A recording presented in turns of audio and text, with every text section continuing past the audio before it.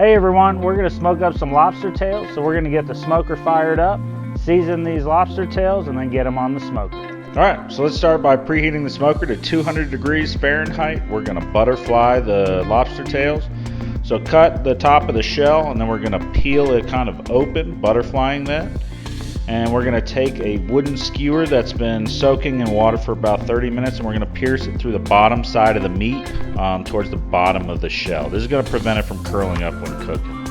We're gonna season these with a little olive oil, and then we're gonna do some sea salt, and we're gonna hit it with some fresh cracked black pepper.